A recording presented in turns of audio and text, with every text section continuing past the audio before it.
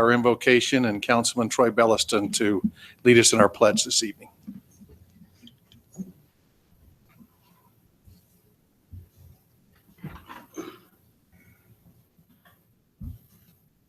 Our gracious Father in heaven, what we're grateful to gather together this evening to take part in this important event as we discuss and make decisions regarding Washington City. Grateful for fortunate circumstances that surround this meeting, but the opportunity we have to express our views, to live in this land, and to enjoy the freedoms of speech and many other freedoms that are guaranteed us. We ask God to bless this council and bless those who participate this evening, that they might be guided, that they might be directed to their conversations and decisions. Those might be made in such a way as to benefit our community. We're grateful again for our city employees. We're grateful for those who serve us, the military, or in other areas to protect us in our lives. We ask a blessing upon all of them. We ask for the blessings in the name of Jesus Christ. Amen. Please stand and recite the Pledge of Allegiance after me. I pledge allegiance to the flag of the United States of America and to the republic for which it stands, one nation, under God, indivisible, with liberty and justice for all. Thank you, Manager Carter and Councilman Belliston. We have an agenda before us of, it looks like, about 12 items. I'll look for an approval of our agenda. Move approval of the agenda for tonight, August the 10th, 2016. Motion by Councilman Granger, I'll second that. second by Councilman Nyson. Granger, aye. Belliston, aye. Knight, aye. Segmiller, aye. Turek, aye. We need to excuse our mayor this evening. He is over to the fair attending with our princess and royalty from our community and ribbon cutting and opening the fair this evening. So we need to excuse him this evening. Item number 2, announcements. Are there any announcements that need to be brought forward? Other than it's Councilman Belliston's birthday today. Not too often you get to celebrate your birthday on TV, Councilman. Thank you. If there's no other announcements, we'll move to item 3, declaration of abstentions and conflicts. Any to declare this evening? Seeing none, we'll move to item 4, our consent agenda. The consent agenda consists of approval of the minutes from city council meetings on 7/26/16 and 7/27/16, and our board audit report for the month of July. Any discussion with those that needs to take place? If not, we'll look for a motion. Move to approve the consent agenda, which includes the minutes from the city council meetings of 7/26/16 and 7/27/16, as well as the board audit report that was reviewed last night. Motion for approval by Councilman Segmiller, I'll second. second by Councilman Belliston. Granger, aye. Belliston, aye. Knight, aye. Segmiller, aye. Turek, aye. Item number 5, the Dixie Regional Medical Center, a yearly review of our hospital updates and expansion project at Dixie Regional Medical Center by Administrator CEO Terry Kane. Welcome, Terry. We're glad that you're here with us.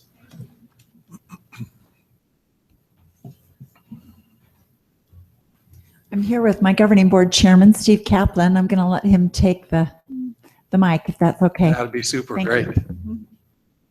Good afternoon. It's great to be with you, and we'd like to begin by explaining the role of our governing board. We are a community citizen board appointed by the Intermountain System, comprised of 23 hospitals and many clinics and a physician group and an insurance company, among other things.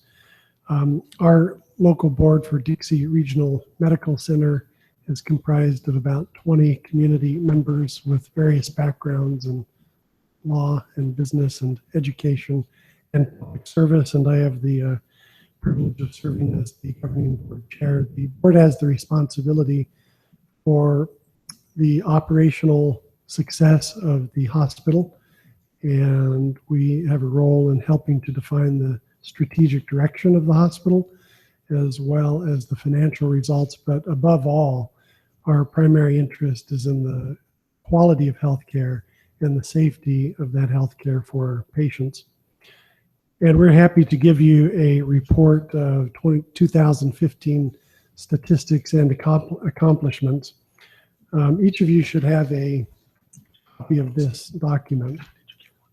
On the front page, which a photo of Terry Kane, our wonderful CEO and administrator, who also serves as the regional vice president for the Southwest region of Intermountain Healthcare. That includes the Cedar City Hospital and the Garfield Hospital. On that page, you'll see that our total admissions for 2015 were nearly 20,000. There were nearly 15,000 surgeries performed, and there were nearly 50,000 emergency room visits. Now, all I can say at this point is that we're trending upward in every category for 2016 year to date. We should have well over 50,000 emergency room visits. You'll notice that there are well over 1 million lab tests and imaging procedures.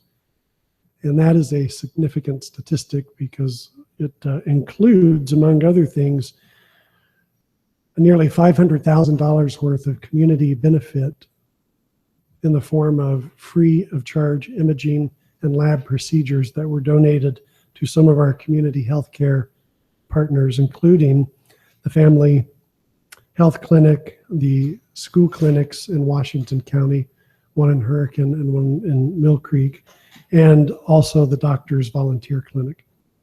So Intermountain is a not-for-profit entity, but it also is very generous in donating services and care to the community as needed. We have over 3,000 employees, which makes us the largest private employer in the county in southwestern Utah. And there are over 300 physicians who are on the medical staff who are credentialed to admit patients and to care for those patients inside the hospital. There are more physicians in the community than that, but that is the count that is credentialed.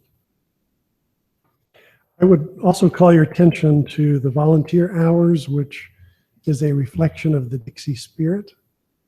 And with 40,000 hours of volunteer service donated to the hospital, we lead the system out of all 23 hospitals in volunteer service. And that includes the very large hospitals in the Salt Lake Valley and in the Utah County area. We just celebrated our 40th anniversary in partnership with Intermountain Healthcare. You all may know the story of how Dixie Pioneer Memorial Hospital was a very small community hospital, and in 1976, this month, in 1976, a transaction took place where Intermountain Healthcare acquired Dixie Regional. And Intermountain Healthcare had been a gift of the Church of Jesus Christ of Latter-day Saints to the communities of Utah, to the citizens of the state of Utah. And this hospital, our local hospital, was the first acquisition that Intermountain made. And since then, it's been a wonderful partnership. I am estimating that there has been over $500 million, perhaps pushing $750 million in investment that Intermountain has made in our community since our hospital was acquired. We now have a major project underway, a doubling of the size of our hospital campus on River Road. And Terry will talk more about that project and its features. But we will double the size to reach about 1 million square feet of hospital space and medical office space, and increase the number of beds substantially. And it will be the largest and most expensive project in the history of Washington County. So Intermountain Healthcare has been a superb partner for Washington County. The story is very, very interesting. We love to tell about how there was a handshake and a promise made by Intermountain Healthcare, a handshake between the Vice Chairman, Chief Operating Officer of Intermountain Healthcare, Dave Jepson at the time, who now lives in our community, and Commissioner Murray Webb. But the County Commission was interested in focusing on other aspects of our mission as a local government as opposed to healthcare. And it proved to be an amazingly wonderful decision because community-owned hospitals, county-owned hospitals across the country are struggling immensely with compliance, with quality of care, with cost of care, with accessibility. And our hospital is part of one of the most highly regarded and advanced healthcare systems anywhere in the world. It's often referred to as one of the top by government officials and by anyone in the industry. So it was a wonderful decision, and I'm happy to say that as we look at this, Intermountain has kept their promise. They've been a wonderful community partner. They've invested a significant amount. And we'd also like to recognize Washington City. You as elected leaders and your predecessors and all of your constituents, the members of this community, are invaluable stakeholders in this wonderful healthcare institution. We have an amazing hospital. It is award-winning. I'll just wrap up my comments now by referring you to the back page of this handout. And this handout, I should point out, was prepared by Terry Draper, who's with us tonight. Terry is the Director of Communications and Public Relations for the Southwest region of Intermountain Healthcare. She and her team do a wonderful, wonderful job. And you can see a list of just some of the recognitions and awards that we've received. We have in our community hospital cardiovascular surgery, neurosurgery, including cranial surgery. We have a level 2 trauma center. We have rotary wing life flight services. We have a neonatal intensive care unit. We have the world's foremost cancer oncology care available anywhere in the world. And Terry can mention some of the remarkable advancements in genomic-based cancer care. We have a hospital system that is far superior to what is found in metropolitan areas many, many times our size. So it's a wonderful gift to our community. And again, we thank you for all of your remarkable support. We thank you for everything that you do for the citizens of Washington City. And Washington City is no doubt a very, very big part of our mission at the DC Regional Medical Center. Terry? Well, thank you. It's good to see all of you. I don't get out here as often as I like, and I'm a Washington City resident. Live in Coral Canyons and love this community. So I will just mention to you all a few things. Steve didn't tell you that our board is volunteer board. They're not paid. I sometimes think I should pay Steve a salary because he's so busy with supporting us, and we appreciate the many other board members that do give us advice and counsel as we try to make decisions for this community. Their leadership is invaluable to us. And I would thank each one of you for your support and for your care and concern. Ken Offen, your mayor, will attend our events and gives me lots of feedback, and I appreciate that opportunity. Intermountain Healthcare does believe in having local healthcare as close to the people that we serve. So we have roughly almost 100 clinics across the Wasatch Front that are close to the citizens. We do own property here in Washington City, right off mile marker 13, that we certainly hope to put a large clinic on as your community continues to grow and progress and need our services. We have a large clinic out in Hurricane. We have one in front of the hospital, one out in Sunset. And so at the time that the need is here, we certainly want to be able to meet that need as your community continues to grow. Just quickly, I won't add too much time to your agenda, but just to let you know that I'm proud to be a 30-year employee of Intermountain Healthcare. I've worked in all of our hospitals. I spent 5 years at the corporate office before I came down here to St. George as originally the chief operating officer before I became CEO and regional vice president. And I can tell you with a surety that this is the finest hospital I've worked in all the other Intermountain facilities, and Intermountain has a terrific reputation in the country. We have been doing day-to-day business for the 15 years I've been here on one hand, and on the other hand, we've been growing programs and advancing our medical center to meet the growth of the community in which we serve. And we have a privilege now to add on to our campus not only the services that are here, but we are bringing, we're closing down the clinical services that currently exist on the 400 East campus. And we're co-locating all of our clinical services together into one location. So Women and Children's Services, as an example, will be coming over from the 400 East campus, and we'll be expanding and growing that service. We're bringing over all of our clinics, and there will be a freestanding cancer building. If you've been reading in the paper in the last year, we've been doing a lot of research and development in the area of cancer genomic medicine, which is a brand new field. We have new researcher physicians that are doing groundbreaking work that are being recognized all across the country. Our lead researcher and oncologist, Dr. Nadal, just returned from Washington, D.C. this last month, where he was invited to represent genomic medicine for the nation to Vice President Biden and President Obama. We are when we open up the freestanding cancer center, we will have three research labs in the building, one which will be doing sequencing of cancer tissue for people all over the United States. We operate out of almost 49 of the 50 states. And the last one, we are working on their laws and rules and regulations that all exist differently in each state.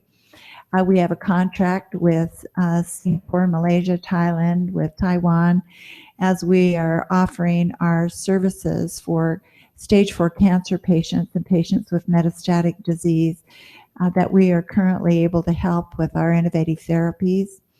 Our goal is to put a stop to cancer. All of you, I'm sure, have been touched by someone in your neighborhood or your family that have had this debilitating and sometimes terminal disease. And there's groundbreaking work happening in our organization right now, and will be even more in the future.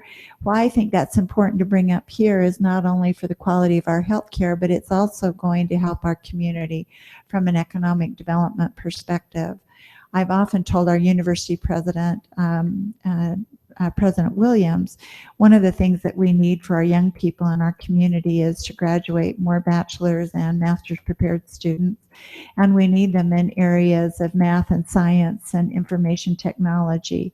There's nothing magical about Adobe and Microsoft being in Provo other than the Y is graduating students that are standing in line for these terrific jobs. And we're a community in our 5-county area. I will think even broadly than our county here specifically, because we serve a broader population, but we're a community of small employer for the most part, and we need to have more opportunity for our young people to go to work. Inside our cancer building will be a partnership with Stanford University. We're saving 10,000 square feet for them to be in our building. Stanford is bringing their expert researchers currently to St. George, working with our team in our genomics laboratory, doing some of the investigational work, and you'll hear more about that in the future as more discoveries come along. So I'm very proud of our organization. We're not a perfect organization. There's never a best. There's always an aspiration to be so. We are very proud of what we do, and we're proud to serve the citizens of our county. And thank you very much. If any of you ever hear anything, or you have a desire for a voice, and there's any input or feedback for me, I would always be appreciative and would be happy to answer any questions.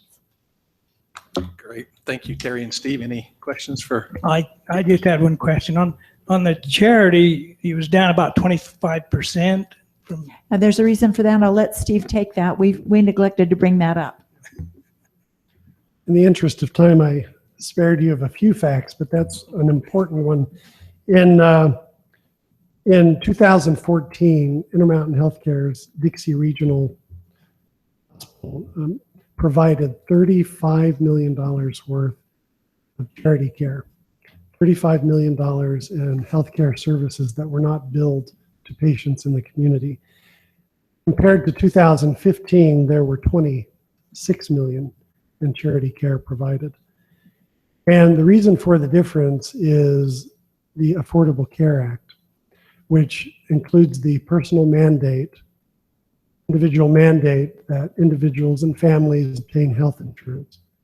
And so as a result of there being more insured patients, we were able to reduce the amount of charity care as a result of that reduction in charity care, though, and the high deductible insurance policies, our bad debt went up significantly. So if you take a family who even has good jobs and they're working from week to week to take care of their needs, and they have a $8,000 or $10,000 or $12,000 high deductible policy, and they face some difficult healthcare scenario and need to come out of pocket that much just to qualify or just to meet their primary deductible, they may struggle. And so while we have reduced in that 1 year period the charity care, the bad debt went up significantly. So between bad debt and charity care, the services provided without payment are well exceed $50 million annually by our hospital. And that's a gift to our community. Does that answer your Oh, question? yeah, I just noticed the difference. Very good question. Thank you. Anything else? Anything else? Or from the audience? With the bad debt added, did you see additional bad debt and you didn't use as much, it was higher? Every year it's gone up. Mhm. I just want to offer my congratulations. I hear nothing but good coming out of the hospital. Proud to have them here. Thank you very much. So the old campus over on Northeast. We like to call it our heritage campus. No, sorry. You say you're moving the children. You know, Troy neglected to answer that, and I wanted to. Let me just say, the property there is roughly 7 acres.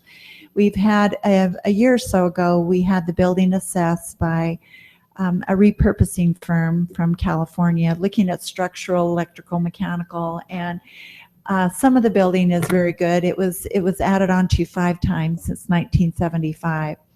And some of the building is going to need to come down and be rebuilt. And we're in the process of looking at what the right strategy for that property is. I can give you a sense of where we're leaning.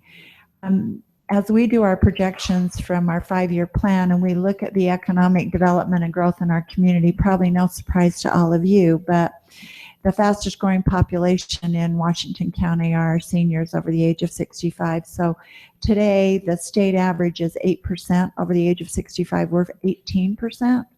When you look at us, you age us going forward to 2028, and the state will be 13%, of which we're a part of, and we will be 30% in the county. And that's a conservative estimate. So our biggest concern is as population grows, if we start doing better care for cancer and better care for cardiovascular care, our patients are going to live longer and healthy lives, which is our mission as an organization, to help people live their healthiest lives possible. The opportunity for people to run out of money and resources is almost as big of a crisis going forward as we think people's health care needs are. And we'd like to be able to take advantage of the location there to provide an incredible senior environment. And we may be doing some outpatient services. We're even looking at things like affordable housing that would take into the continuum with skilled nursing and more education resources, wellness centers, geriatric clinics, and the like. And right now we have some community resources gathered together for us testing some of those ideas. And we're not firm on what direction, but that's the direction we're leaning. I hope that's helpful. Very. Okay. Could I make just one last comment regarding the investment that Intermountain has made in this community and Intermountain's not-for-profit status? So as a very large employer with many high-end, highly paid professionals, Dixie Regional is clearly an economic engine for the community, and we pay our fair share of taxes on properties where appropriate for certain classes of service. But as a not-for-profit institution, I can assure you that the primary goal of Intermountain Healthcare and our medical center in particular is to take care of the needs of the community for the long run. We have no competing interests. There's not a board of directors who is concerned about the financial returns to shareholders who own a for-profit business. Intermountain does operate at a operating margin, a profit margin, but it's relatively small. It's in the 5% range. And that means that essentially all of the margin can be reinvested in the community in the form of facility upgrades, in the form of new equipment, in the form of recruiting and onboarding world-class caregivers, clinicians from all over the country with the best credentials. And again, we don't worry about making dividend payments to private shareholders whose vision or objectives may vary from the basic healthcare needs of the community. As a result of this status, we're able to focus on mission-based, unprofitable services such as mental health, behavioral medicine. And often when a for-profit institution enters a community, they will concentrate their investments on high margin, high return surgical services, which tend to impact the not-for-profit caregivers like Intermountain, where we use some of the margin to fund mission-based care, such as behavioral medicine. So I'm really happy to say that the not-for-profit status is a real advantage to our community. And I'm also happy to report that we routinely look at the strategic needs many, many years out for our community. And the current project of doubling the size will address our current capacity and then some. But there is a vision and a strategic plan to take care of the entire need base of our entire growing region for many, many years to come. So thank you for letting us report today. Thank you very much. Thank you. We certainly appreciate you being here with us, and thank you to you and your board for your forward-looking and proactive service to our community. It's a great facility, and having recently been serviced by that, I can vouch for the level of care that's there is second to none. So certainly appreciate that. All right, item 6, special event. Consideration to approve a special event for a company party at the Highlands Park on August 19th. Southwest Spine and Pain. I'd like to come on up and if you just state your name for the record, Yes. please. Rebecca Rhodes. And I just want to say what a pleasure it is to be able to have access to that park. It's beautiful there. We looked at many other parks in St. George and Washington as well, trying to come up with an area that would benefit all the needs that we have. And we are planning on having about 200 people at this event. We are planning water games and dunk tanks, things like that. I know that one of the questions that has been brought up is that we are considering having a live band there as well. This will be not the whole time. We have it scheduled from 6 to 9, and we aren't planning on having them play the music the whole time. We will be eating, and we will be doing some prizes. It's drawings and such things like that, along with the games for the little children. It is a family event. It is for all the employees and their families in the southwestern region. And the band itself will be doing kind of 80s and 90s, nothing too dramatic, too harsh. We have gone and made a flyer that we are planning on distributing to the neighbors that are surrounding that area. We plan on taking them about a week in advance so that they're aware that we will be there for about 3 hours on August the 19th. Any questions? Discussion? Highland Park's the one that's over in Sienna Canyon, correct?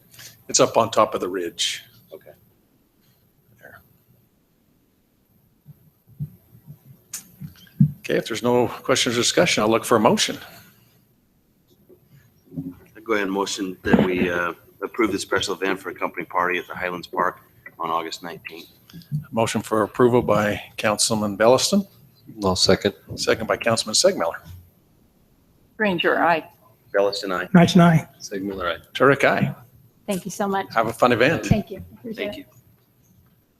Item 7, final plat. Consideration to approve the final plat for the Bedford subdivision located approximately at 3800 South Washington Fields Road. Applicant Dan and Leanne Hoops.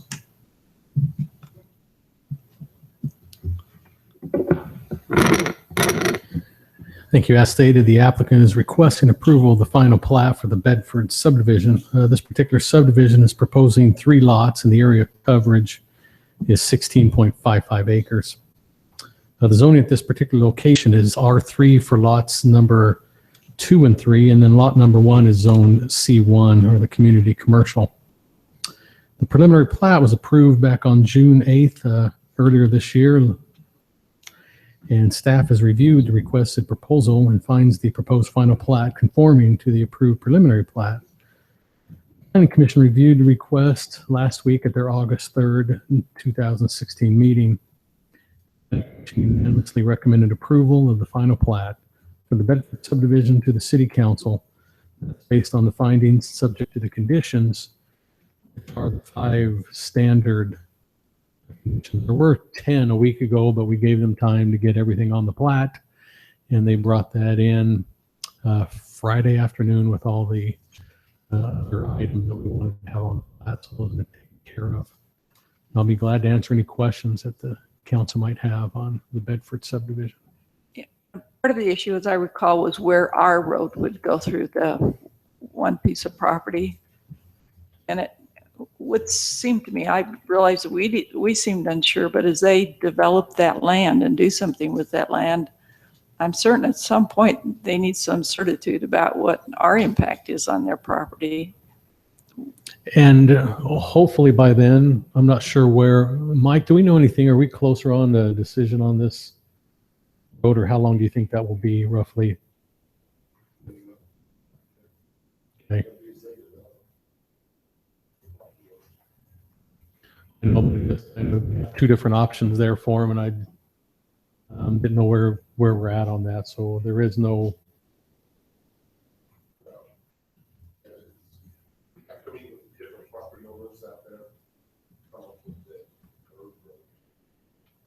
Okay. Sounds like we're still working through that. Sounds like we are.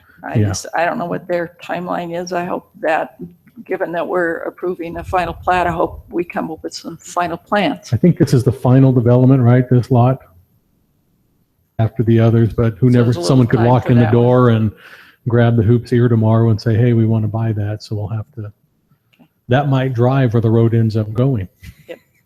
I need to. This road, the road 3940 South isn't planned to continue through.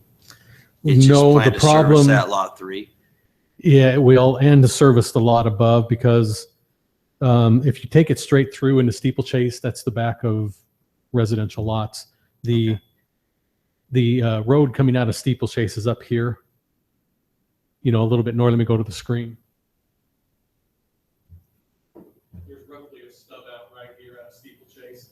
It's 1 lot deep here, and the road comes this way to tie in to this. And then houses just back all that east property line. Those are all houses. Okay. Yes.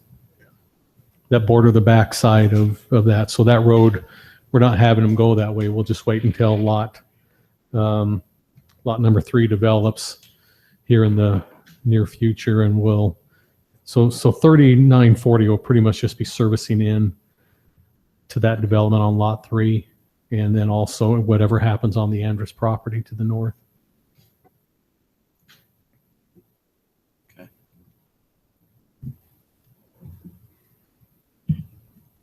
Any other questions? If not, we'll look for a motion. I move approval of the final plat for the Bedford subdivision located at approximately 3800 South Washington Fields Road. Motion for approval by Councilwoman Granger, Second. Second by Councilman Segmiller. Ranger, aye. Bellis and I. Nice night. Segmiller, aye. Turk, aye. Item number 8, resolutions. Consideration to approve a resolution amending the master fee schedule to reflect the changes under utilities to reflect the water rate increase from the Washington County Water Conservancy District and minor clarification corrections. Public Works Director Mike Shaw. Thank you. We went over this last night in our work meeting. The district's raising our wholesale rate of water by 10 cents per 1,000 gallons. We did some calculations on this. You have that in your packets on what our usage has been compared to our city productions. We're about 42% of our water usage presently is purchased wholesale from the Conservancy District. And with the breaking out our percentages of production, it calculates that we would be at a 4-cent increase per 1,000 gallons for our residents on this. So we would take, right now, currently our rate is set at $1 per 1,000. This would increase it to $1.04. We'd also break out our billing to show on our billing the city's portion as well as what we're paying to the Conservancy District on the billing. And got that on that one. Have we already started billing that? We haven't No. already started billing. I thought I saw something on the, on a bill that said, County There is surcharge. actually our surcharge on the bill. okay, That's a separate billing that we pay back to the Conservancy District. okay. I thought, all right. Just ask, Mike has been working with Carrie, because we had slightly formatted the way your water goes to one surcharge. It shows you breakdowns. That was my recollection of the discussion, is we're gonna show the additional cost as a separate line item on the bill. So there will be actually two And the whole cost. Water Conservancy line items on a bill now, the surcharge and then this additional cost. Yeah, I guess that's how. Yeah, currently we're paying 84 cents a 1,000. And Okay. in July, our increase went up by 10 cents. So we'll be paying the Conservancy District 94 cents per 1,000 Right, on our wholesale rate. okay. So we will show the total that we're paying out to the district on the bill, and just not just the increase. Okay. And that's reflected in the change in the master fee schedule that is in your packet as well. Also, some of the other changes are just more of a clarification. Because 60%. We and Jeff, or Council Turek, would actually understand this more. In our water meter sizes, we have our normal residential water meter is a 5/8 by 3/4, but people just call it a 3/4 inch water meter. So that's caused some confusion when people are coming in to get their meters. So we're just combining our 5/8 by 3/4 and 3/4 in one line item on our different billings that we have. And that's also reflected in your packet. That'd be on your sewer impact fees, your water impact fees, the treatment fees. So that's gonna still show both size meters on it though? Correct. Okay, Yeah. Before we just showed a 3/4 meter. We didn't show a 5/8 by 3/4. okay. So this It's is just kind of a showing- clarification. It's just kind a of cleanup. clarification in our fee schedule. I It's not appreciate changing any what we're fees. doing to make things clear. Clear, Public, yeah. transparent. Yeah. It's a good direction. Yeah, the normal person will just call it a 3/4 inch meter, but Yeah. this just clears it up for everybody. Shaw, you shared with us last night, what was our average usage per home in water? Wasn't it about About 28,000 gallons. 28,000? So we're talking basically up 4 cents a thousand. We're about $1. 12, I think. Yeah, that's what we're talking about. So this is just for my reference. How long have we had an escalating water scale for cost? Quite a few years, probably 9 or Two. 10. Oh, more than that, 2000, probably around 2000, 2001. Okay. I'm just curious. Yeah, it's been a long time. I can get exact date for you, but it's been a long time. Okay. Yeah, it was part of the conservation measure to try and encourage conservation by saying if you tear up you pay more to tear up. So I have a few friends in California, and we've had quite a few water discussions because they're going through their own heartaches there. And, They'd love to pay your water bill. Huh? Oh, they'd love to pay my water bill, but they're also going to be collecting some bills and sharing them with us so we can see what they're dealing with. yeah. I think it'll open a few people's eyes. Pick up their power bills too.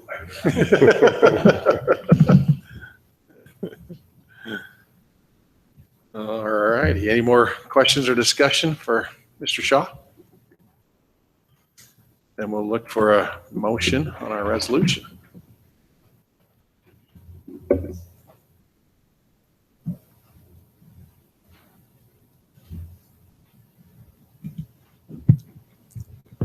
I'll make the motion that the council approve a resolution amending the master fee schedule to reflect the changes under the utilities, reflecting the water rate increase from the Washington County Water Service District and a few other minor clarifications, as Mike has clarified tonight. I got a motion for approval by Councilman Segmiller, I'll go ahead and second it. second by Councilman Belliston. Granger, aye. Bellis and I. Nice night. Segmiller, aye. Turek, aye. Item 8B, consideration to approve a resolution creating the Washington City Foundation Special Revenue Fund. We're going to turn that over to Manager Carter. Thank you. This is actually a recommendation both under our GASB requirements as well as the state auditor. As you know, we've established the Washington City Foundation. This particular funding mechanism is what we call a blended component fund. And because of that, that's a GASB title. Because of that, it is recommended that we create a special revenue fund. Now, many of you have been on the council before. We've created a special revenue fund. Really what that is it's a standalone fund. It stands over there. It doesn't get mingled with general fund or anything like that. Plus, the reason this is a blended component is because this city council also functions as the board of directors of the foundation. And so because there's that crossover, much like the special service district, same thing with the special service district. So on that note, we are recommending this. Again, this is just one of the many processes, but I think, again, going back to what Councilwoman Granger said regarding transparency and other things, this is a very good move, and it will just isolate any funds that come in and go out with regards to the foundation. And that's our 501c3. Correct. Now has that been renewed? It's either in the process or has been now. It's been established as a state. I think our tax exempt status, I'm not sure of the status of the tax exempt. Yeah, we're done on the tax exempt. Yeah. Tax exempt is in place. Then we are then. We just needed to renew the articles of incorporation. Right. So this has not been an easy process, and there's been a lot of steps, but I think we're there, and this is just one of the other steps on making sure. We don't know how much to anticipate funding wise. Some years it might only be a few $1,000s, and other years it might be tens of thousands of dollars. And our goal will be to make this a very viable fund, but this will establish it very clearly and independent of the other funds.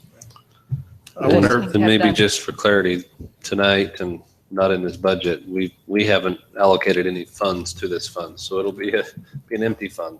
Yeah, and we've actually received just a few funds. There will be, here's what we'll anticipate will be funding that will come in on a regular basis. There are some public safety grant funding that is coming in. That this will be a fund that is well suited for that. And so we can expect a few $1,000s, maybe even a couple of tens of thousands of dollars with regards to the public safety grant funding. But there are other just little bits and pieces of funding that have kind of began to come our direction. None of those has been expended out. And actually, even with the public safety grant stuff, we've not allocated anything because it's not been a budgetary item before the council yet. So those are still sitting exactly in the general fund. But you're correct, Councilman. This will be a budgeted item. You are the board of directors. You'll set budgets each year. You'll approve expenditures just like the process requires. This will just stand on its own. I assume that when funds come in for separate things, that those are separated out. with their Yes. own So accounting? this is very much like our other funds. They'll go into both receivable funds and expenditure funds, but they'll be very identified into what they're Categories? earmarked for. Okay. And again, you ultimately will have the legislative power over that budget process.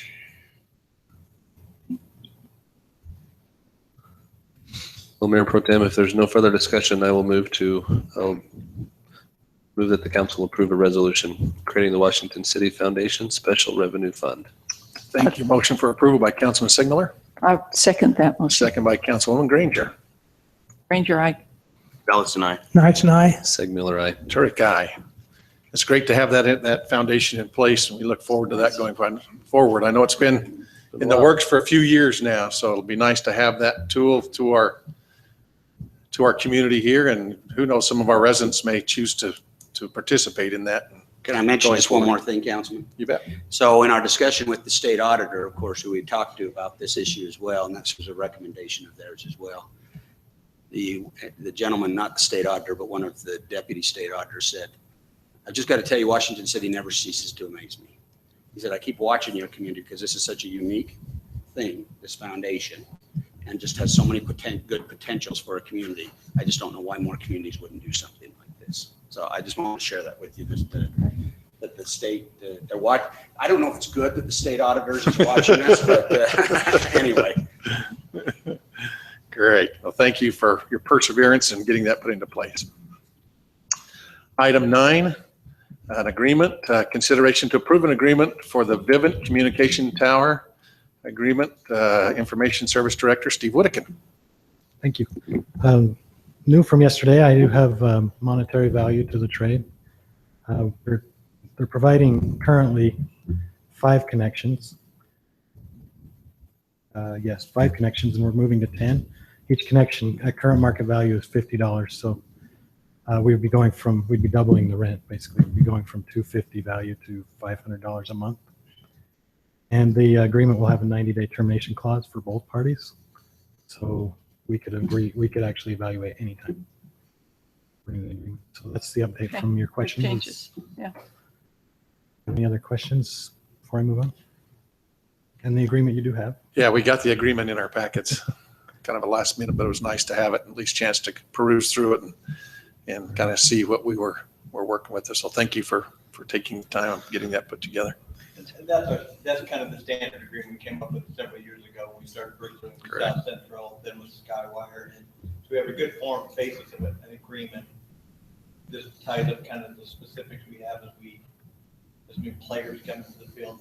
Frankly, it's been switched fewer than we anticipated when the whole system started, actually. Just when you say we can review anytime, it might be nice if that's systematic and occurs like a month or 2 before we renew, rather than when it comes to our awareness that we might want to review, because I'm not sure how high our awareness will be. It's Well, I suggest, Steve, we do that like on at least a year before that renewal period, so it gives us 6 months or so to Yeah. see if there's any new. things I've learned occurring from that we the want ones I've to- missed that. Mostly that's just a good trying to idea. stay on top of the technology. Do appreciate working with them. So. Yeah, and apparently I said wireless was dead, and I meant that the current technology is going to move on to probably other wireless. So And Vivint's actually ahead of that curve right now. this tower is the one that's over there by Coral Canyon, correct? It's actually on the tank site where the gap goes, I-15 goes through, right? That tank right on top there. Right, between Sienna Hills and Yeah. Coral Canyon, right there. Yeah. Right up And on it's top of a- the ridge there. Yeah, I'm not sure if you know. It's a tower that you have to actually drive up there to see. You can't see it from any roads. Just the dirt road that when you get on the Sitla land up there. I think we have an exhibit on the, least like an aerial picture of our Yeah. water tank up there, and then probably X where it's It was supposed to be located. 'cause it's a- prior to it being built, but it's been there long enough that it's actually on Google Maps and RGIS and everything now. Okay. Well, I certainly appreciate Vivint's willingness to kind of up the ante a little bit. I think that there's some great services to our community being provided by those hotspots that they provide with that, and also moving forward, some of the discussion we had last night that hopefully will help us with some of our security measures and whatnot, some of our community parks and whatnot going forward. So with that, I'll look for a motion from the council. I move approval of the agreement with Vivint Communication Towers. Motion for approval by Councilwoman Granger, I'll second it. second by Councilwoman Nyson. Granger, aye. Ellis and I. Nice and I. Segmiller, aye. Turek, aye. Thank you, Steve.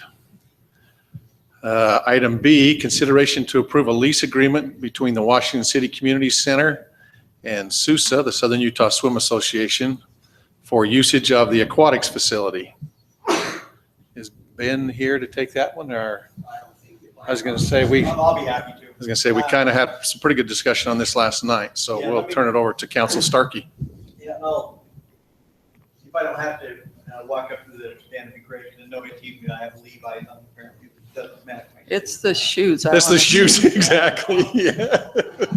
I gotta tell you, I don't want to get the points on that. I want to get some use out of those $200 basketball shoes I buy for my 17-year-old. I think you should give him, I think you should give them to him for his birthday. I don't think Councilman Bell objected. So the first of the three agreements that we have in front of you tonight are, one is for, the first is for SUSA, and that's the Southern Utah Swim Association. They have been a tenant for a number of years now, and that was our first, kind of our first venture into having a longer term or a kind of an actual lease agreement with an outside group to provide services to our community, something that I think as council, as City Manager Carter mentioned last night, something we wanted to try to develop out there with our community center, and that is some of these associations to provide some services and some activities that our community had some demand for. And that was our first venture in, and that's worked out very well. And with our aquatic manager, I'm not sure the actual title, Ben Ray, that has worked out very well. And they've had a great relationship, provided some great services to a number of folks in our community, and especially our children in our community. And their lease was up. So in renewing it, the rent was increased, the term was increased because we wanted to have a shorter term out of first to see how it worked out. Worked out very well, and so his recommendation is that we have that for a 3-year term base agreement with an extension of an additional 3 years after that. And that was what the recommendation was. So if you have any questions, hopefully I can answer it. They've adjusted as time's gone on. I think what they have done is that with that Ben out there has adjusted so that it fits well with some of our other users of our aquatics facility, so that if the timing wasn't perfect or didn't work out really well with some of our other community members, that they would adjust the use of the pool areas, of those swimming areas, so that it worked out better for everyone. So I think they've worked well together in adjusting those. And I think with the other 2 leases that we're going to be recommending right after this, the same has been true. They've adjusted that well, so it fits with the demand and the needs of our community also. But maybe worth noting is that the amount that we're acquiring on that lease to help us there has gone up significantly too. And Yes. Yeah, it's a decent source of revenue, I think also. It's a consistent source of revenue in addition to providing a service I think is needed for our community. Yeah, I would agree with that. I think it serves dual purpose. It's been great for our community and serving some of those young people in our community, giving them the opportunity for a swim club and an involvement there, as well as some revenues to our center. So more discussion? Yeah, back to the question of scheduling overlaps. I apologize for not being here yesterday. Is that taken care of in the lease, or is that just something that they do? Yeah, it's actually, voluntarily? they've got times that's in the lease agreement. And there are, in the early mornings, they only use 3 lanes. So there's another 4 lanes that are left open for the public. Okay. And in the evenings, they're there from 4 to 5 o'clock. So just a 1 hour in the evenings. And they use 5 of those lanes during that 1 hour period. So there's at least 2 other lanes available. Okay. And with this agreement and others, they've measured what the usage is by the public so that they're not kicking public out of. Correct. Okay. the I think he said that 4 to 5 hour time slot, they had about 2 to 3 people Yeah. in the lap pool during that period of time. And so we've got 2 lanes open for 2 to 3 people. So the public seems to be, it's been in place for a couple of years now. Seems to be working quite well. And so. They've been very sensitive. In particular, that was when they were sensitive right at first, when they started this first arrangement a couple of years ago, was sensitivity as to our users of our facilities and how that would work. And in fact, on this revised lease, they've adjusted the lane use again so that it fits the public's need and what we find out there even better. And in addition to that, as circumstances change, they adjust also. So they've all been very flexible to work together. So I think it's been a really good relationship, and something I think we anticipated when we first did the community center, that's how we'd be using some of our stuff out there. I assume that there's some provisions for, if we're going to have competitions and things like that, so that they're willing to adjust and work. In fact, we spelled them out. In particular, part of it is we spelled out the fact that we want them to have them, because one of the needs that we found that there was with youth swimming programs was the need to make sure that they actually had competitions also. So they schedule those out and make sure they fit with whatever we have set up for the public in terms of need for the facilities anyway. Well, not just that that they hold their own competitions, but there's 3 groups before us tonight to review that. I don't want them if one's holding competition, obviously, or if we want to hold a competition, that there's some flexibility there. Yeah, there is, and they do a great job scheduling those around, and they do a great job having used that facility somewhat.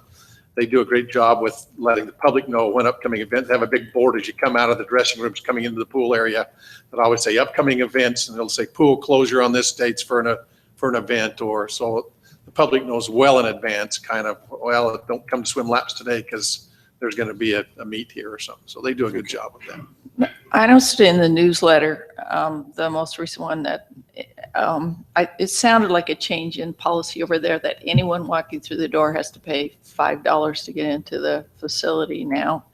I think that's what I remember. Does that mean then, does anyone know for these competitions, if people come to watch the competitions, that they're paying that? No, when we spelled that out, the agreement covers those aspects of it too, because I think that was something we wanted to make sure we had no disagreements about going into it. And I think parents that come to watch don't have to pay, I don't think, as we spelled out in the agreements, but that it's also consistent with what we hold events. Huntsman games come every year, use our facility. So I think it's consistent with the policies we have with those also. But a parent that's coming to drop off a child that's going to be practicing, I don't think we're charging coming through the door.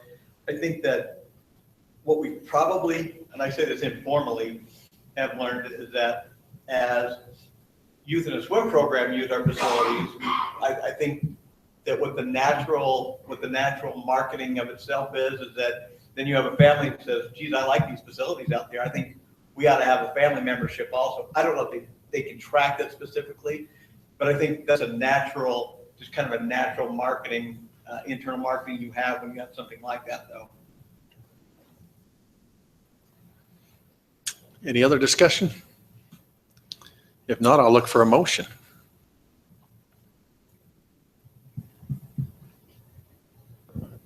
I move approval of the lease agreement between Washington City Community Center and SUSA. Motion for approval by Councilwoman Granger, I'll second it. second by Councilman Nyson. Granger, aye. Ellis tonight. Nice and I.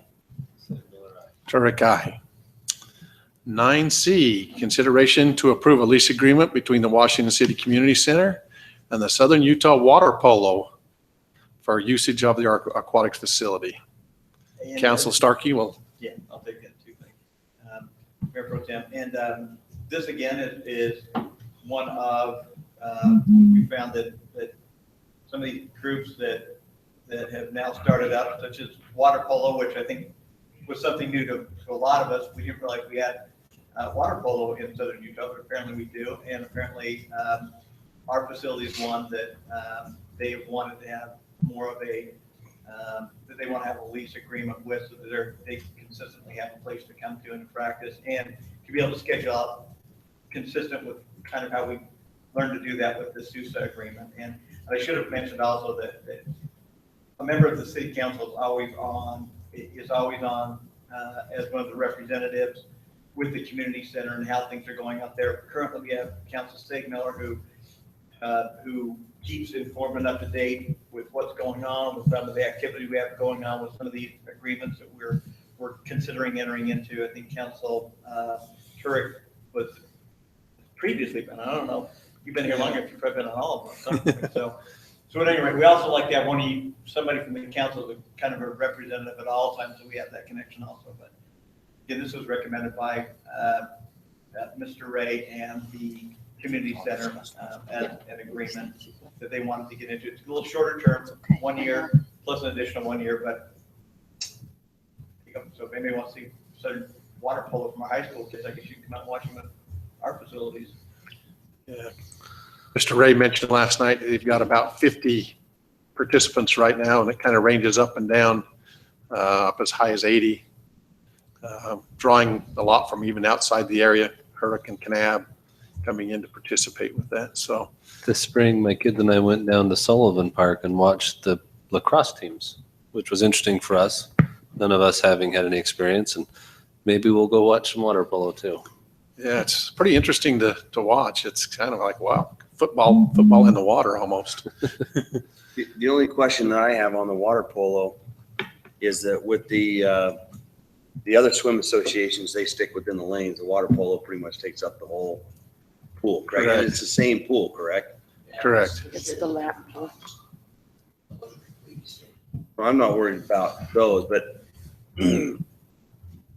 when they're sticking to the lanes and we say, okay, we've got 2 lanes set aside for public, the water polo, we don't have that flexibility. Well, pretty much lanes 1 to 8, I think is what they do. So Yeah. so it would be the whole, Right. I understand too, it'd be that whole swimming facility there for the swimming, what we call that area that's not the leisure pool, lap pool, there you go. Yeah, and that's why, again, that's why it's been nice to have had Ben out there the last few years consistently. So, I mean, that's what he does. He understands that, how you got to schedule that. He's also the one that would have to listen to any feedback from anyone that was unhappy with maybe the scheduling of that. But you also know the polo, it's just a 1 year plus a 1 year on that one. So we want to see how that works out also, I think we're kind of just tempering into those. So the answer really is we have not had a conflict. Water polo's actually been playing that for some time. Yeah. Okay. And that maybe was where we kind of confused you a little bit. Water polo's been there for some time, where it's not formalized. I think Well, you it- talked about that they utilize that pool early, like on Saturday mornings early before it actually opens to the public. Yeah. And Okay. so they're in 6 or a something non-public like that. times in reality. Okay.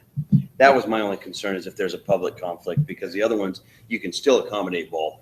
With water polo, you can't. Correct. Yeah, we had that discussion last And night. Ben pointed this out last night, and you weren't here, but it is still a policy that we've taken the direction of the council. Is public membership is our highest priority. So, because they're usually the ones they built that facility and other things. And it's done a fantastic job of really balancing these things out. You know, it's been a long time since our high schools have put swimming pools into the high schools. And so it's been a partnership with the communities that have these public swimming pools to the advantage of the school districts. I know when the one out in St. George was built, the big one, that the school district actually paid for all of the top on that to the tune of quite a bit of money. And so, you know, those relationships have usually tended to benefit our community because they did benefit our high school. So I think maybe it's a direction we probably are looking and could continue to look, because the high schools really are dependent on, for water sports, they're dependent on the community pools. Correct. And council, Kevin, if you didn't know this, they are really benefiting from Washington County, or Washington City. We looked at that. In most cases, you will find rarely a community center that has not had some contribution from the school district. Problem is, when we looked at those, sometimes they became challenged partnerships.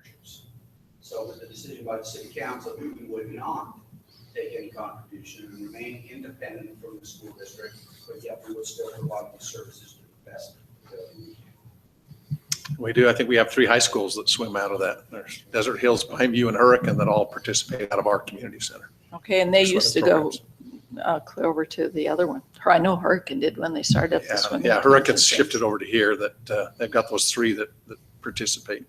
In of fact, this I group. noticed, I hope I don't have this inaccurately, but in Camas, they have a big aquatic center. And I don't know why they're closed during the day when the public would go, but they're open when the students can go.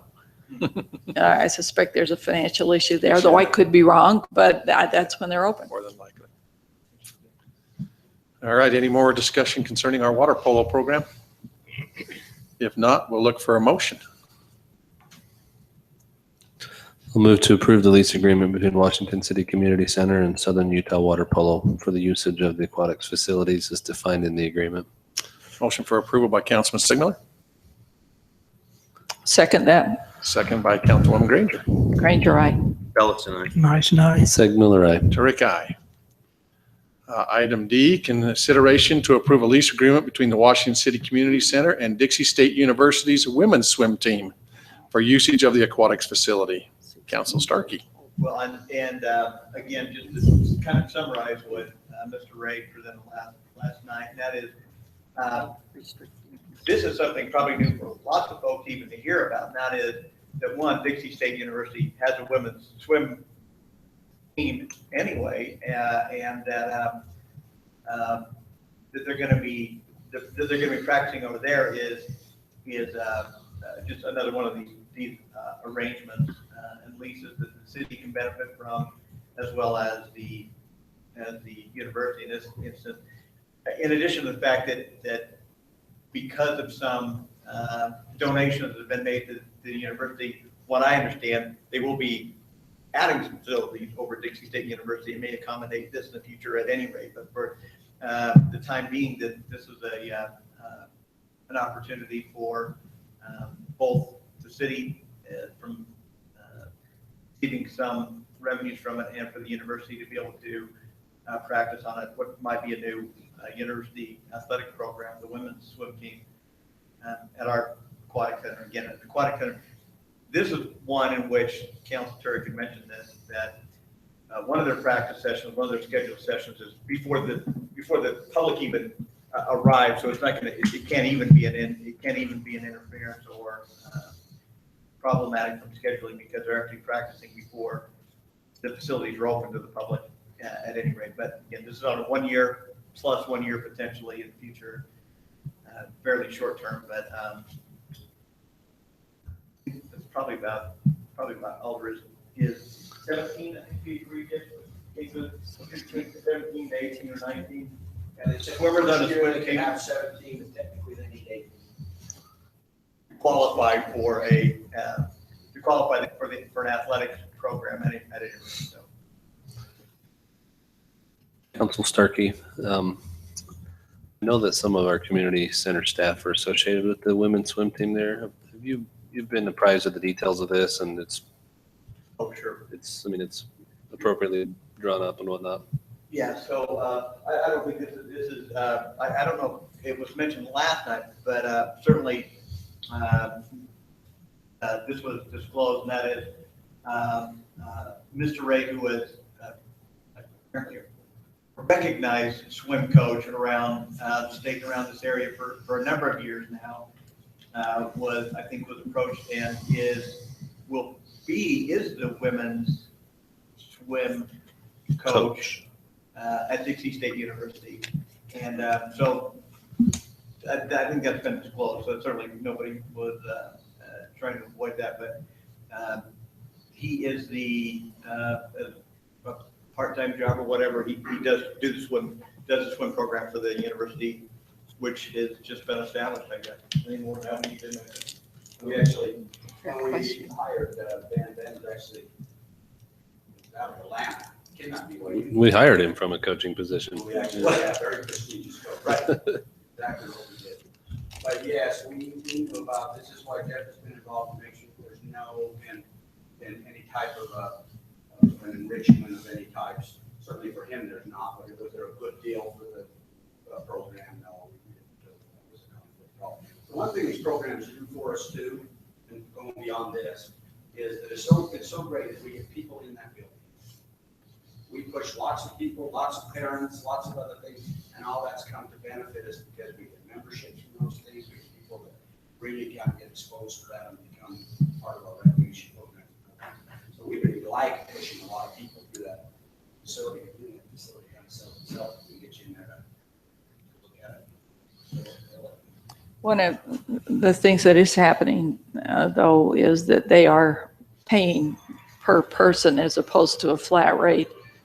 And I suppose that the amount of revenue that we get from that effort isn't going to be comparable to, say, 50 people on a water polo team. Correct. And what we're charging. I'm guessing that those aren't comparable, but we are at the beginning of building a program, and even if it's temporary for a couple of years, does seem like a reasonable community thing to do, but I think that needs to be upfront, that those incomes are not probably comparable.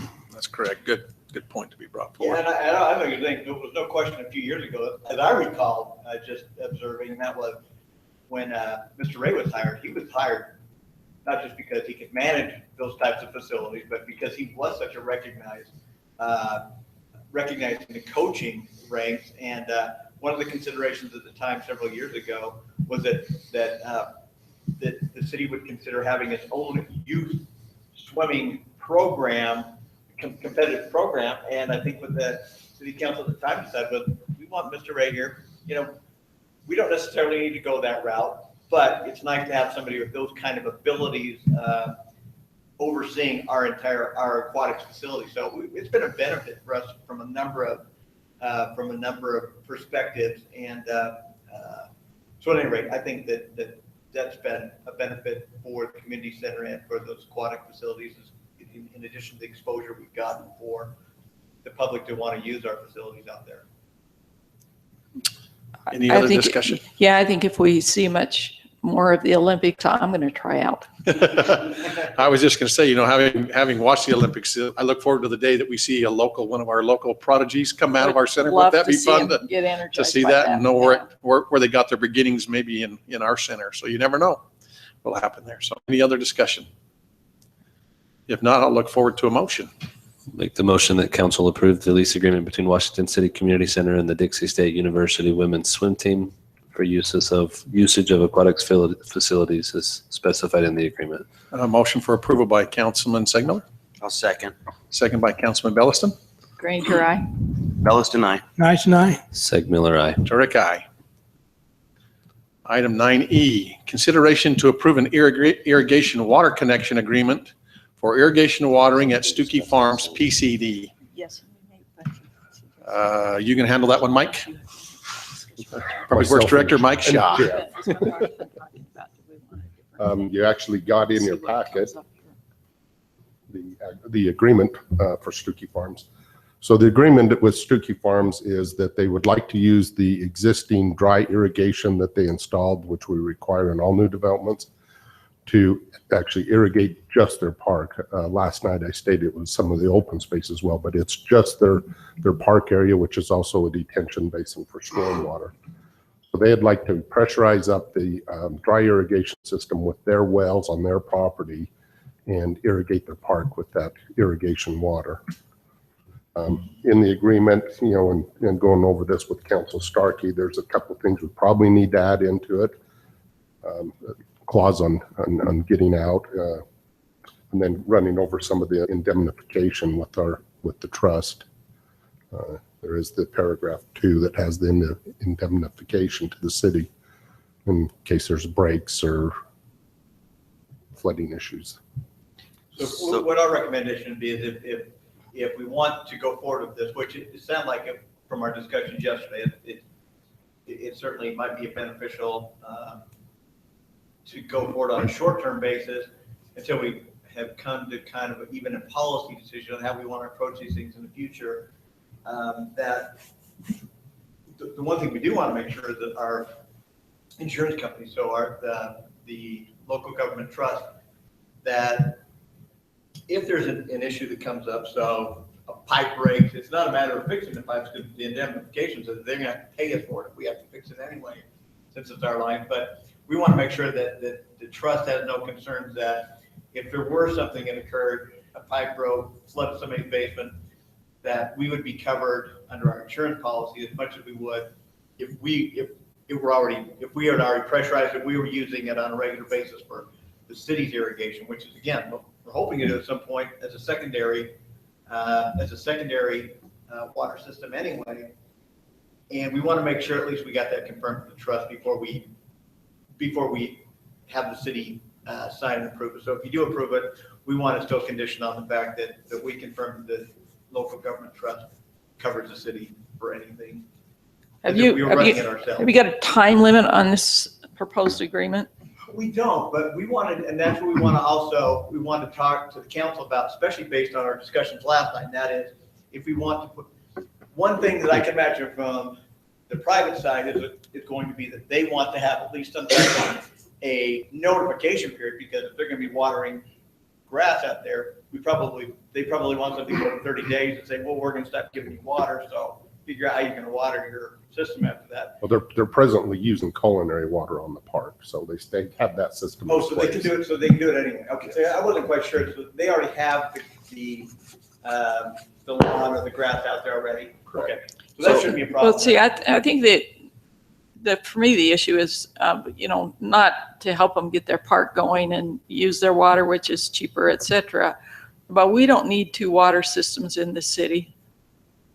And whatever we do, we ought to be moving to make sure that we're reducing a separate water system as opposed to encouraging a separate water system. There ought to be timeframes that require additional dialogue and do some limiting and do what we were talking about last night about, purchasing their water and then running the system ourselves and costing them distribution costs, et cetera. I just don't think we want to end up with two water systems and all the complication that's going to cause and the encouragement it's going to cause to do that more and more and more. I just think that's complex down the road, even though it seems simple at the front end.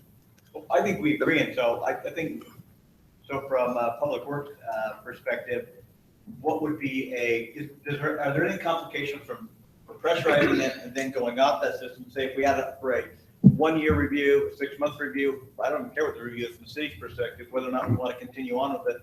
Does that prevent practical issues of pressurizing part of the system and then saying in a year we've reviewed it and decided, well, we don't want to go this route anymore? No, the only thing that'll cause is when they go from the culinary system to the secondary system, we have to have a physical break in the pipe.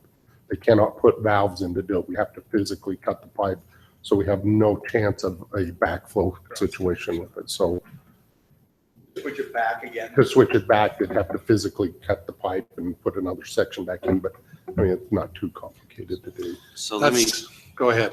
do you have a question? Mine's more technical, so it can wait for the. Well, I apologize for not being here last night. So, Cliff Notes discussion, if you don't mind, real quick. They have their own wells out there. Stuckey Farms has, I believe, 4 wells, and they're fairly good producing wells as far as the gallons per minute. They're also, I believe, being influenced by the Sand Hollow Reservoir, because their quality of water is getting better and better and better as they use that water. They've been using their water out there for construction purposes out of their wells. So the water's getting better as they use it. And they've actually came to us originally before this agreement wanting to lease the water in those wells to the city so we can put it into an irrigation system, the irrigation system, so they can have a secondary system out there, as well as we would be able to use the additional water that they wouldn't need, which there is a fair amount of abundance of water that we could use in other areas of the city. So we've actually started working on this with Sunrise Engineering. They've been gathering the data of how much the wells can produce, what's how many water rights or acre feet they have in water rights out there, the quality of water, and what we've looked at is possibly getting some of the canal water and blending it to get it to where it's a better quality of water so it can be sprinkled. And so we can expand it into other areas in the field subdivisions that have the dry irrigation in them presently. To actually expand it, though, we'd have to be putting tanks in and building out our own irrigation system, which is a big cost. But for this, for the purposes of this discussion, They have their own booster pumps. They have their own pump. They would control the pump. Now, if we talked a little bit last night about what if we charge them a distribution fee and we operated it, and that is a possibility, but we would, it's going to take some looking into because we would probably have to change the pump out to a VFD, a variable frequency drive pump. So that will maintain the pressure in the lines. So what, several subdivisions, quite a few subdivisions actually have irrigation systems that are dry. And,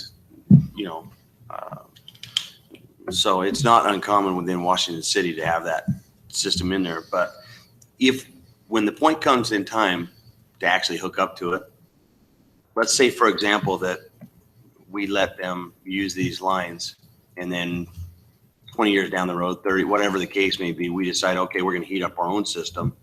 We say, okay, you guys, we want our lines back. And is there any cost that we're going to be incurring at that point? No, I don't believe so. Because if we go online and we're bringing on tanks and we're going to have to lay trunk lines in to get the water to the different areas, it'd be the same scenario for the Stuckey Farms. We'd have to bring a trunk line in, tie them in, and then they would start getting a bill. But right now, where it's only their park they want to irrigate, just their 5-acre park that they have now, it's one connection. But where you say that you talked about possibly wanting to run the distribution of it, my feeling is maybe we ought to keep our hands clean of it and just have them indemnify it, that if there's ever an issue, say underneath the streets or whatever else, where it's not it may be our system and our lines, but they're heating it up, they're using it. Right. They have to fix any breaks, they have to maintain the roads, they have to And that's exactly what this agreement, that's why we wanted agreement. They came to us with this proposal, and that's exactly how we phrased it to them. You're going to be responsible when there's a break. You have to fix it. You've got to repair the roads. You have to take care of everything. Now, we will have to respond because when a phone call comes in, they're going to say there's a water leak. It'll be the water department will respond, find out it's the irrigation and not the city. So we will have a little bit of time involved. But and they'll reimburse us for those costs. That was brought up and they said yes. So it would probably be part of this agreement. They reimburse us for it, and it is that they reimburse us for our cost. So right now they're just filling construction trucks with the pumps. Yeah, well, Stuckey Farms, they have to settle the ground. They have collapsible soil, so they water settle their ground. So Right, but they don't have storage facilities. They're just pumping it, as needed. Right. So when they want to water their park, they have to go turn their pump on to get the water to the park to water it. And when they're done watering, they have to turn their pump off. The sod farm that's out there, that's actually running off of their irrigation water. So this agreement would allow them to do their park, but what would prevent them from just going around us and watering all their lawns and all that? Right now, all of their open space is tied into city water. So they would have to physically connect those other irrigation sources in. So we would notice they'd be digging it up and trying to connect in. But I mean, it's just, I guess, trust issue that they're not going to be connecting in. Well, but you have a cradle at every lot, right? We what? There's a cradle at every lot. Yes. It wouldn't be too difficult to make a connection at each. I'm not trying to say anybody's going to be dishonest or anything like that. It's just that if they're heating it up. Well, there's also, they wouldn't be heating up the whole system either. It'd just be the line to get it to their park. So anything else would be shut down. Are the irrigation lines the same size? No, I believe they're actually smaller than our culinary lines because we don't have to worry about fire flows. So I believe they're 6-inch lines. But it's all constructed the same as our culinary system, same class of pipes and valves and type of valving. Do you see any issues with it?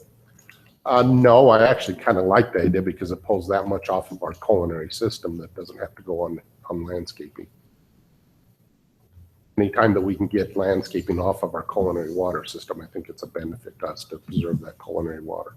Well, I guess that was the question in the earlier part of the discussion. From my point of view is, concerned, we want to make sure we don't have a cross-contamination for that. More than irrigate the outdoor water. Why is that a concern? Yeah. Again, it reduces the demand of very expensive culinary water. Yeah, and our demand, our peak demand in our morning hours because of irrigation is just tremendous in the summer months. And then on the electricity for the pumps, who pays? That'd be all their responsibility. That would be another reason why if we did go with our system, we would want to pressure ponds and other things because there's so much more of a cost savings than running those pumps. So when a system's been installed, and this is a guy that doesn't have a great grasp of the technicals of plumbing, to be one system, how do you isolate just a park? Do they go dig up and close a pipe on, or cut a pipe and cap it No, on one end? basically when in our system, in our water systems, every intersection has a 4-way valve cluster. So we can isolate every leg coming off it. If it's a T intersection, there's 4 valves. So we can isolate. So say you're trying to bring a line up this road and there's crossroads, we can isolate those crossroads so it doesn't go to these other areas. And there still would be residential units that are hooked or that are in that area that could easily tie into those lines and irrigate with it. So you're able to isolate it because of how you build it. Yes. Just We can isolate the main line that would go directly to the park. Water that's currently going in there, the culinary water, is that Water Conservancy District water or our water? It's district water. Everything south of the Virgin River is Conservancy District water. And then north of the river is mainly city water. Right now, we're supplementing it with some of the district water. We're running our new pumps that we build out by the landfill. that's what that little house is the pump house. Yeah, as you come down the road at the teeth, that's our pump house. Pretty amazing pump house. It's bigger than a lot of pump houses. Well, So there's 3 great big electric motors in there. It's pushing a lot of water, right? pushing a lot of water. All 3 pumps, we can pump 4,200 gallons a minute. Wow. So we can push a lot of water. And that's I'd like to see that line break now and again. Just tease. The question Councilman Bellison asked is, I mean, if that was to be done kind of under total darkness, if you will, there's a huge risk of cross-contamination in a sense, right? Yes, Then that is serious business. yes. Yeah, and when we get into a secondary irrigation, we would be very, very diligent on the backflow prevention on those houses and installing those and testing of those. And we do actually have, Pineview Estates actually has a secondary system in the first 2 phases. 2 phases. I It's a would private. just hope that if the agreement moves forward, that we put a timely review clause in it. Well, I think it would behoove us to have either a timely clause or the way it's written now, we have no termination clause in there. And I think some good attorneys could have some fun if they wanted to get after it and say, hey, you've written an agreement, now try and shut us off. Well, that, and we weren't, frankly, we didn't want to put much time into it till we really saw, especially based on our conversation last night. We want to make sure that we're, that we're contemplating this in a fashion that's consistent with this council's kind of policy direction with, wanting to be, good with the water assets that we have, we use them in a responsible manner. Obviously, if we were just here to try to sell as much culinary water as we could, we wouldn't even contemplate these things. But I don't think the council's perspective has ever been that. It's been wanting to be a good steward over what assets we have. So we weren't going to put much into it unless we saw that made sense for us to even start to look to go forward with it. And we could add those protection provisions in there, review provisions, have this terminate automatically, for example, if we decide not to renew it, which is probably sounds like would be more how the council would rather proceed. Now that it terminates automatically unless the council decides to extend it. We can write that into it. I think we want to see how the council's direction was before we did anything more with it. My thought process is based off of last night's conversation is maybe if we just make this a 6-month agreement, that gets them through this summer, gives us a chance to test run it, and gives us a chance to look forward to say, hey, maybe we want to do something different, expansion based. Did we learn anything? Is this Did we actually a learn? really We good turn thing, around- or is this We something can we turn need to around adjust? and renew it for a longer period of time if we want to, but Sure. at least it gets us started, which our discussion last night was, and said, hey, let's let them get in and irrigate the park to the finish of this year. So if we make it just a 6-month agreement, it terminates automatically at that point. We can look forward and gives our department some opportunity to explore futuristic, whether we want to expand it futuristically for them. And it gives us some time to talk about it, and quite frankly, Put some policy I know we together. want to help Stuckey Farm. I mean, we want to help everyone that's developing, and so, I don't want to throw roadblocks in their way, but I just want us to be able to think about what the outcomes are. down the I don't road. have an issue with using irrigation water wherever possible. As long as it's, with the water issues around the area, you want to try to promote conserving water as much as possible. Not, okay, you got some cheap water, go ahead and, roll it out as much as you want. I think my bigger concern is that, we required the lines to be put in the subdivision because the city has forecasted that potentially at some point we may heat those lines up. I just would want to make sure that we maintain oversight on what's going on with stuff. I don't want to turn around and say, okay, have at it and let them do what they want at it. I would want to make sure that the public, that your department is, overseeing those lines and inspecting them, make sure that everything's being maintained properly, and then if they want to use them, back charge them for the time and services that it takes us to do it. And we presently have to go out when there's a blue stake called in. We have to go out and mark those lines, even though they're not in service. That's part of what we have to go out and blue stake on it. But just thinking, the homes that could possibly tie into it, I think there's probably maybe 10 homes that could hook into this line when it was pressurized. We also can go down into those valve boxes and actually put a lockout in there to where they couldn't get down there without a lot of work, and lock it out to where they couldn't tie into it and turn it on. But isn't it like you said, I mean, it's a matter of going down to the valve cluster and open it up and you send it on down to the other street. Ultimately, you can heat the whole subdivision up if you do what you're doing. Yeah. But we could also even put lockouts in the big valve. Yeah, well, that's there again, you're starting to talk about expense and all those things. So, my feeling is let's put it in as a 6-month agreement. It's a very short-term agreement, gives us a chance to analyze it, put some policy in place moving forward. Well, and helps them. So, Is 6 months, is that realistic? Oh, yeah, I think 6 months is a very reasonable amount. And redo it in 6 months and then maybe renew it for another 6 months. As we talked last night, we are actually looking towards this, and we've already got Sunrise working towards looking at a bigger picture with their using their water and some of the canal water and trying to get a larger area and start expanding out. And we actually, just a real broad stroke, we can get that water to 3050 South. So there's See, a that's the fairly thing, I large like the movement in the direction we're going, and I'm hoping this becomes a catalyst to bring that to fruition, maybe even at a faster pace than we may have at another time, but. So,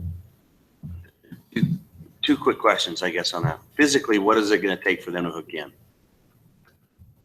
They would have to dig down where the stub of the irrigation pipe is and tie their pump line into it fairly quick. Couple $100 in connection cost, couple of grand. Yeah, Nothing big. Couple of thousand, I would imagine. Okay. I don't want to give them 6 months, give them a big cost, and depending on what it's actually going to take, and then say, well, don't really like it. Well, I don't see us ever terminating it per se that way. I think what it does is gives us an opportunity to look at expansion or where do we go in the future with it. I wouldn't see us tying in and saying, okay, you're done. We're turning you back the other direction. Well, also, I just think if it we could protects us, it gives us an opportunity to look at a further expansion of it.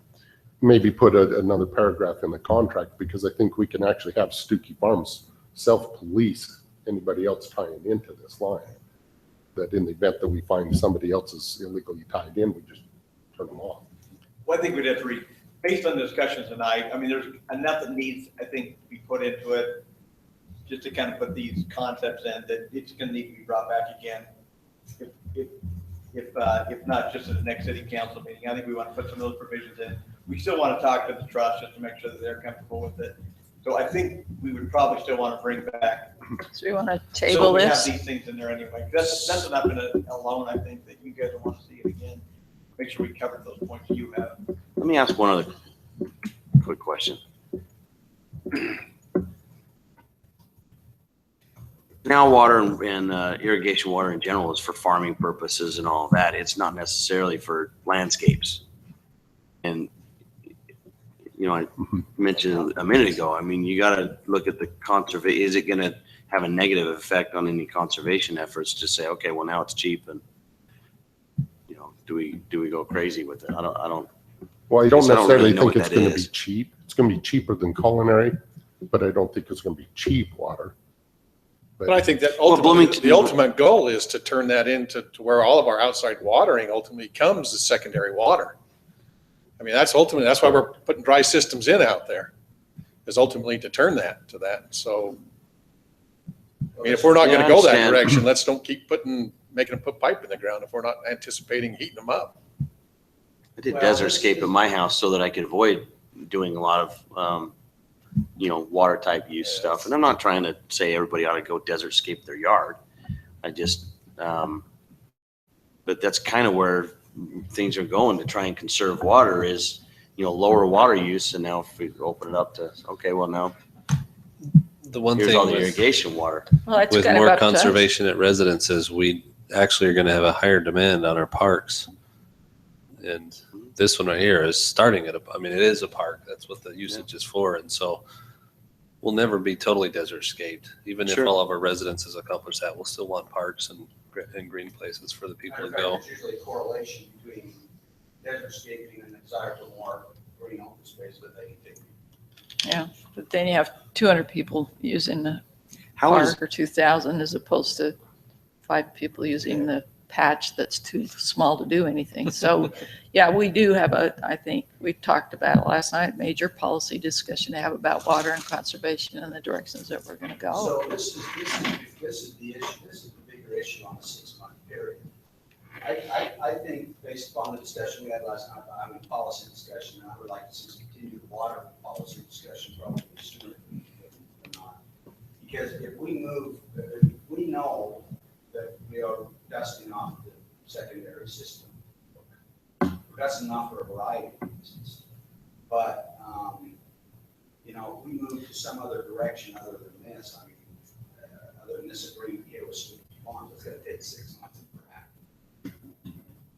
It really is. Well, and that's, yeah, I'm not saying, all I think is this gives us 6 months and gets this in place, lets it work. And I mean, it's easy enough to turn around and say, okay, let's renew it for another year or whatever it may I'm be. saying But I'd like to see- So I'm not opposing this, I'm saying we ought to really start to have, push that water policy discussion up fairly on the high. I would agree. I We would also agree. got some moving parts out there, I know, some segmenters talking about doing that. We got some moving parts out there that I think makes this a relevant current policy discussion. And this is I think this is an isolated situation. It just in particular, it's a big project. They have a big land, a big area, which is a park, which would typically have been a city park anyway. But they already had the water rights for that they actually could just pump it into it. This is unique in itself. So it shouldn't replace a discussion about what we want to do, what the city wants to do from a policy standpoint on these secondary systems anyway, because they're really separate as far as that concerned. It shouldn't slow down the policy discussion that you guys started last night, I think, which is the most important out of any of these items anyway. This is really isolated. This could maybe work, but it's a very unique situation, if anything else. So going back, Council Starkey, is your recommendation that we go ahead and table this item for further development of this agreement a little further? Is that what I heard you say? Yeah, I just think from the standpoint that we just have, let's get it very specific. Let's not just say conditioned upon adding this and this and this. You guys didn't throw that much onto it, that we can't just throw that in, that this is gonna be based on 6 months. it's gonna be limited to this. It's gonna terminate on its own unless it's extended. And we take care of anything else that Mike may have heard that I didn't catch because my head isn't really attuned to that stuff. And also gives us a chance just to talk to the trust, just to make sure that we're not exposing ourselves in some way we don't intend to. Okay. I would anticipate this being more in the next city council meeting, really. But we don't want to, like council, like city manager Carter said, what we don't want to do is have this make anybody feel comfortable about the fact that, oh, we have a nice, this is patchwork, so we don't have to talk about our secondary systems for a while. I think it shouldn't have anything to do with that. That needs to go forward, period. Okay. So if that's the feeling of the council, I'll look for a motion.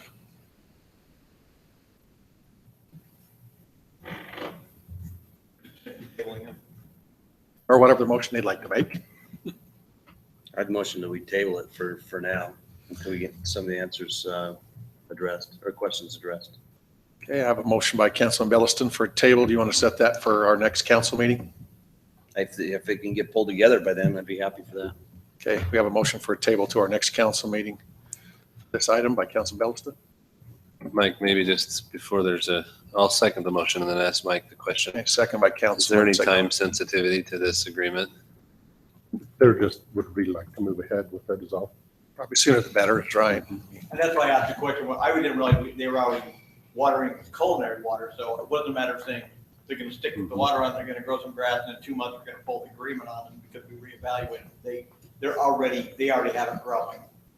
So, okay. So we're talking a two-week period basically. What's their current water bill on watering that park? Well, I don't know. I imagine it's pretty substantial.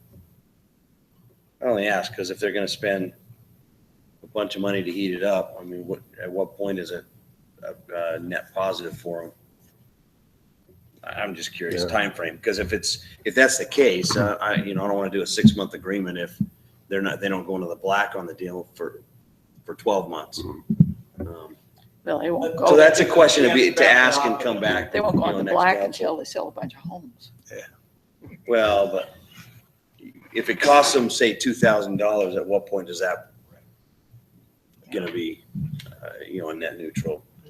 So we'll let them make that decision, is what they want to do. But that gives them a chance. We can go ahead and put the agreement together, and if they say, hey, that agreement doesn't work for us, then we'll know what needs to happen there. So we have a motion and a second on the table. Granger, aye. Bellis and I.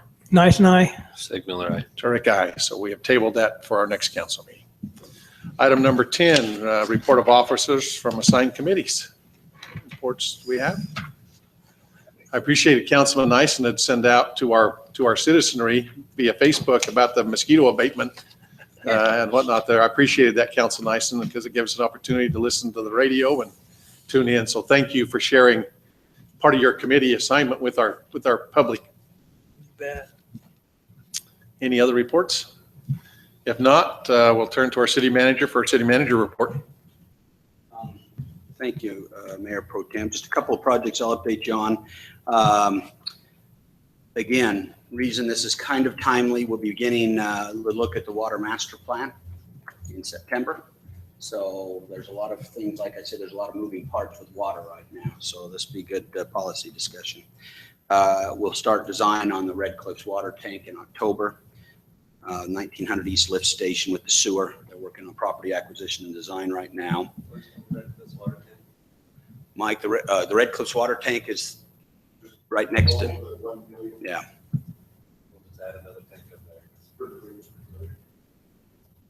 This is all part of course, the load with Brio and everything like that. So there's actually been one on our. Don't ruin those dinosaur tracks over there. Yes. That's how we found those tracks, is by that water tank. So. And in this case, we won't run the transmission lines overhead either. We'll put those underground.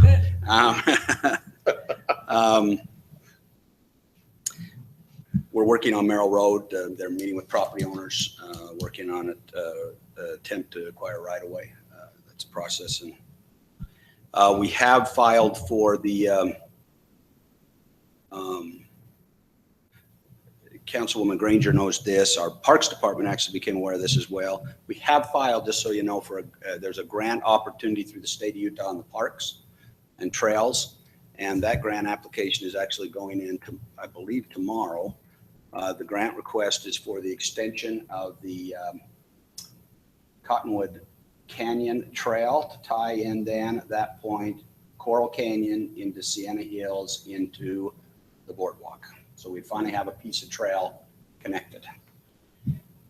So right now, as you know, Coral Canyon Trail system is there, but it ends at Telegraph.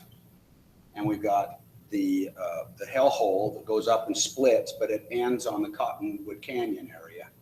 Goes all the way up to Telegraph on the other. It would be connecting that Cottonwood Canyon to all the way to Telegraph and that covert underneath. And as a matter of fact, Councilman, I went up and looked at your pond today. As a matter of fact, I about called you because I bottomed out pretty bad up there in one place, and I thought I might need to, come up and pull me out.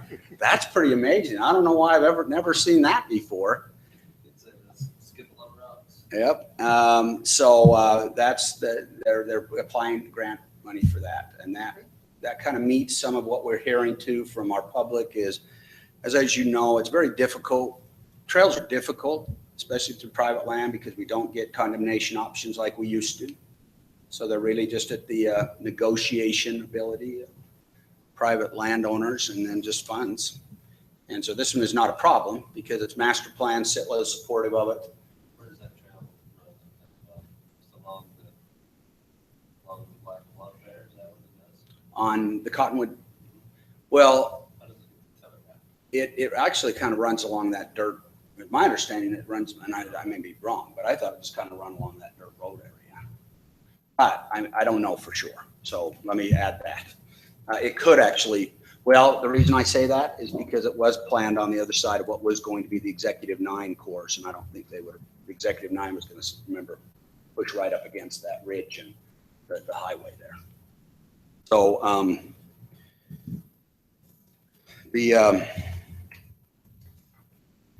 I've updated you a little bit. Well, I've kept you updated with respect to, and I'll just add a couple of other items with regards to Telegraph. They're still attempting to punch hole number 3.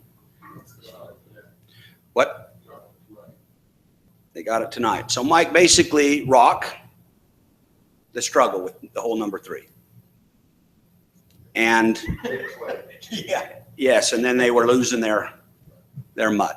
So they'd hit these vacant spots in some cases, that'd lose their mud. That stopped them from drilling. In other cases, they'd hit the rocks. 2 of the inclinometers are in though. You can actually see one of them if you drive up. It's against the hill. It stands about, I don't know, yay tall. It's kind of a square metal thing that sticks above ground. Is it AGEC that reads those? Mm-hmm. They'll send us that.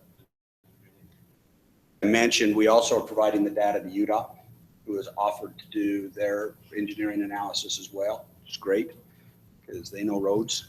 They know roads and slides. So if they're hitting spots where they lose their mud, that means there's voids down under there. Exactly. Probably also contributes to Exactly.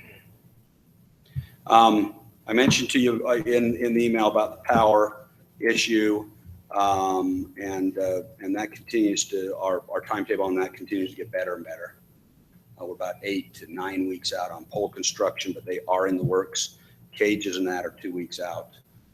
Kelly's working on actually looking at some of the local contractors to about with the footing excavation and that, so we can avoid mobilization costs and others, and see if local contractors can take care of that for us as well. So things are moving along there. I'm just seeing if there's anything else there that I haven't already updated you on. On the inclinometers that have gone in, how long before they're going to start getting readings? So they've read twice. They did a baseline. So the baseline's the baseline, and they've done a 1-week reading, and then they'll read again in another week. Well, they'll start reading about every week to 10 days, but they at this point have we've not got enough data to make a recommendation. And that's fine, but then, so their contract just covers the inclinometers and the reading of that for a period of time, correct? And a recommendation. And a recommendation. Correct. And then it'll go out to bid for design and all of that, correct? Yeah. Okay. I will probably mention one of the things. I don't know if I didn't get a chance, but just an FYI that we kind of are saddened to kind of announce the retirement of one of our drug dogs, Hunter, who you all know was our first narcotics dog. We were hoping to get maybe another year with him, but he's got some health issues that will give him a good send-off for service well rendered here shortly. Of course, we have the other dog, Tank, who's our young pup and doing a great job. So we'll keep you updated when we have some sort of a retirement bash for Hunter. He's provided great service to our community, and we're proud of those animals. So, Are we planning on getting a replacement? we'll get in the queue.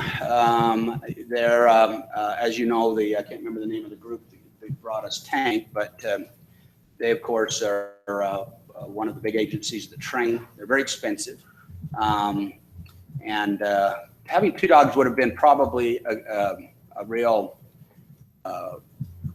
Would have been probably more than we would have needed for a period of time. We actually got Tank knowing that there was going to be a short tenure so we're probably okay with one, but we'll probably not immediately, but down the road probably get in the queue to replace Tank when Tank is ready to call it quits as well. It's funny, when I was in California, first day of my trip, a couple weeks ago, we had a little accident, and sheriff came up. It was a canine unit, and he had two dogs in his rig, and he says, well, the one up front, sitting in the passenger seat, said, she's retired, but I can't leave her. She won't. It's too ingrained in her. Can't stand to sit at home. So she comes along. He says, she's old, but if anybody gave me a little bit of hassle, he says, I think she'd come out of that window like. Well, you like got to she was remember in young. California too, everything's unionized. So I'm assuming the dogs are probably unionized in some form too. So they have to have two. I was going to say, I thought that was his so. backup, the backup unit. You just carried it with you. You didn't have to worry about it showing up. You could tell the one in the back was a little bit more lively. Yeah. Well, I'll tell you, it's a significant thing because the relationship. So Officer Josh Finona has been our handler for Hunter. And I mean, they grow to love these animals as if they're their own family. They are their own family. And so, of course, Hunter will stay with the Finona family. I was going to ask if we were going to be able to do that. That's good. He stays with the family That's for the good. remainder of his life and becomes a family pet. And I don't think you could ever have dragged Josh or Officer Finona away from that anyway. Hunter was a good dog. Hunter was always much more anxious. We didn't bring Hunter out a lot in the public sector. We did a little bit, but he wasn't aggressive. But when there are a lot of activity, he's built to be hardwired. Tank is much more calm, even as a puppy, with regards to these things. And it's just the way these dogs are bred, and they are fan. Hunter was just wanted to work nonstop. And so he would get very anxious, and these are just phenomenal animals. And so we all get kind of sad when sometimes we like our dogs better than we like some of our others. But anyway, so that's it. Well, I'm surprised you didn't bring up the announcement that was on KSL today with your small nuclear reactor site. I didn't see it. So Well, it did announce that they had selected the final site for our small nuclear reactors up there. So UAMPS was making that announcement today. So I thought for sure I was going to forward it to you. I thought, I guarantee you he will have seen that. So we'll bring it up. So anyway, that's exciting news. We'll look forward to that moving forward. So anyway, item number 12, adjournment. We'll look for a motion. Motion to adjourn by Councilman Segmiller. Second. Second by Councilman Belliston. Green, I don't want to go first. Segmiller, aye. Turek, aye. Nice and I. Bellis and I. Granger, aye. Thank you, council. We appreciate that. And